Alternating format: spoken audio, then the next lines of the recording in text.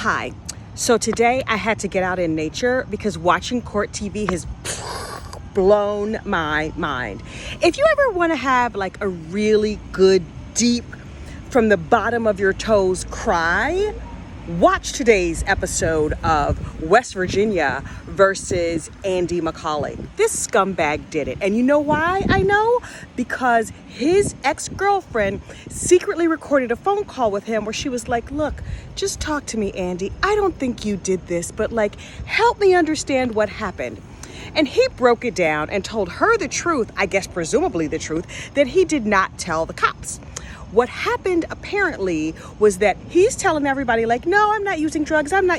Meanwhile, he'd been using drugs all day.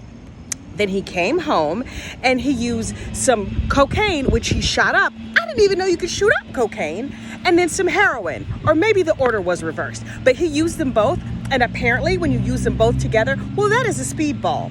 Honestly, I think heroin makes you relax and cocaine makes you hyper. So the two of them together just sounds like a terrible combination, but he did it. And then he went into Riley's bedroom and she texted her boyfriend, babe, Andy's in my room and I'm scared. The last text she ever sent in life. There's evidence that he probably sexually assaulted her. I would imagine he killed her accidentally. Hid the body someplace in the house. Her brothers were there. Her mother would be home soon. And then the next day, he got up, went to work, did more cocaine, dropped off his coworkers, went and got garbage bags from the job, picked up the body, dropped the body over the side of a cliff and was like, oh, well, guess it's all done now. He's a scumbag. There's a mountain of evidence showing his guilt. It's all circumstantial, blah, blah. But it's like him with the truck backed up to the house, him with the garbage bags. Conveniently, he left his cell phone at home that day. So apparently, old Andy is a drug enthusiast, but also must watch a little teensy bit of true crime because he knew to leave the phone at home. All the stuff from inside the truck that he was driving was found around the body. He's clearly an idiot.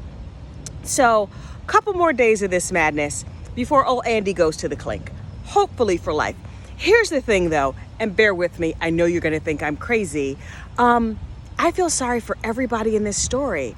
I feel bad for the mom. Like, I can't even imagine you're dating a guy and he kills your 15-year-old daughter. Are you serious right now? I also feel bad for Andy, ironically enough, because aside from his enthusiasm for illicit drugs, he seems like a nice enough guy. This is like kind of a poor family, kind of in a bad situation. He's a drug addict. I mean, no crime in being a drug addict. Please don't be a murderer, though. It's very, very bad to be a murderer. He did this horrible, horrible thing.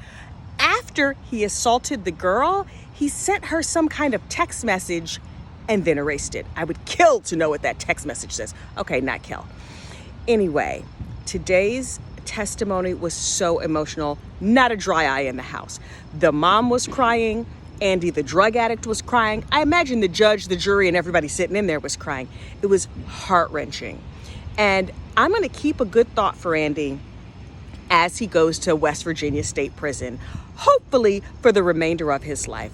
Because, boo-boo, this is one you can't come back from. Hopefully there's better news on tomorrow's court TV, and hopefully I'll get around to following those Mennonites over on Law and Crime. I haven't gotten there yet. I've been so compelled by Andy, the drug enthusiast.